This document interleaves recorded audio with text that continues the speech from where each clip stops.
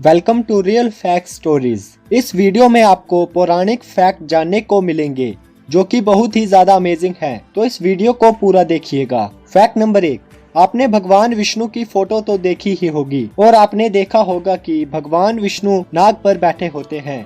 लेकिन क्या आप जानते हैं कि भगवान विष्णु जिस नाग पर बैठे होते हैं वे कौन से नाग हैं? दोस्तों, भगवान विष्णु जिस नाग पर बैठे होते हैं वे शेष नाग हैं। शेष नाग को नागराज माना जाता है और वे भगवान विष्णु के परम भक्त हैं, इसलिए वे भगवान विष्णु की शैया के रूप में उनकी सेवा करते हैं। फैक्ट नंबर 2, महाभारत में जब द्रौपदी का स्वयंवर हुआ तो स्वयंवर में भाग लेने कर्ण भी गए थे, लेकिन द्रौपदी ने कर्ण को स्वयंवर में भाग लेने से मना कर दिया और कहा कि वे एक सूत पुत्र है और उनके विवाह करने के योग्य नहीं है, इसलिए कर्ण को द्रौपदी के स्वयंवर में हिस्सा नहीं मिला था।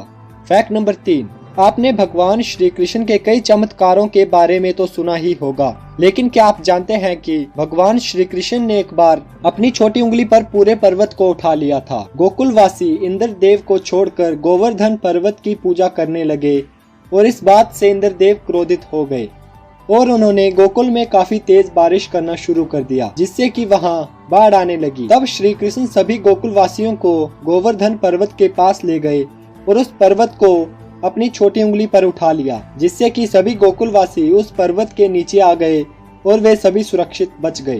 फैक्ट नंबर 4, यमराज के बारे में तो सभी जानते ही हैं, जिन्हें मृत्यु का देवता कहा जाता है, लेकिन क्या आप जानते हैं कि उनका वाहन क्या है? दोस्तों, यमराज का वाहन एक भैंसा है और यमराज को भैंसे पर सवार बताया गया है। फैक्ट नंबर 5, क्या आप जानते हैं कि अर्जुन की कितनी पत्नियां थी? दोस्तों, अर्जुन की 4 पत्नियां थी, द्रौपदी, सुभद्रा, चित्रांगदा और उलूपी। द्रौपदी पांचाल देश की राजकुमारी थी।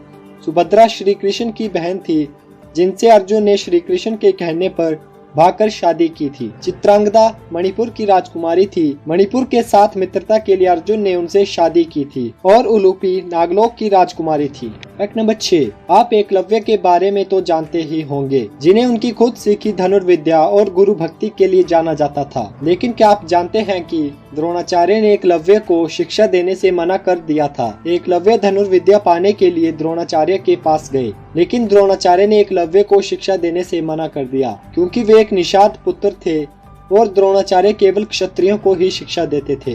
फैक्ट नंबर 7, भगवान राम ने लंका जाने के लिए समुद्र में जो पुल बनाया था उसके बारे में तो आप जानते ही होंगे, लेकिन क्या आपको पता है कि उस पुल बनाने के लिए शिल्पकार कौन थे? दोस्तों, उस पुल को बनाने के लिए शिल्पकार नल और नील नाम के 2 वानर थे, क्योंकि उन दोनों को वरदान था कि वे जिस भी वस्तु को हाथ लगाएंगे वे वस्तु पानी में नहीं डूबेगी।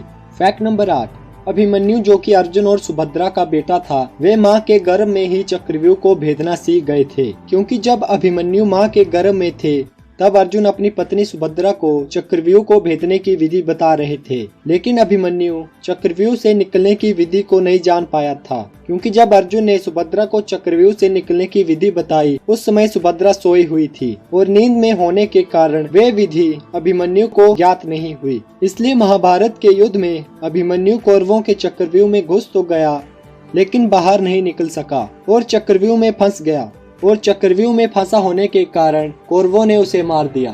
फैक्ट नंबर 9, जब देवताओं और असुरों के बीच समुद्र मंथन हो रहा था तब जिस पर्वत से वे मंथन कर रहे थे वे पर्वत धीरे धीरे समुद्र में डूबने लगा। तब भगवान विष्णु ने एक विशाल कछुए के रूप में अवतार लिया और उस पर्वत को अपनी पीठ पर उठा लिया ताकि वे पर्वत पानी में ना डूबे। भगवान विष्णु के इस अवतार को कूर्म अवतार कहा जाता है। कूर्म अवतार मतलब कि कछुए के रूप में अवतार। फैक्ट नंबर 10, भगवान शिव के बारे में तो आप सभी जानते हैं, लेकिन क्या आपको पता है कि राक्षस और दैत्य भी भगवान शिव की पूजा करते थे, क्योंकि जो कोई भी भगवान शिव की पूजा सच्चे दिल से करते हैं भगवान शिव उनकी मनोकामना जरूर पूरी करते हैं, फिर चाहे वे देवता हो, मनुष्य हो या फिर कोई असुर। इसलिए भगवान शिव को भोलेनाथ भी कहा जाता है।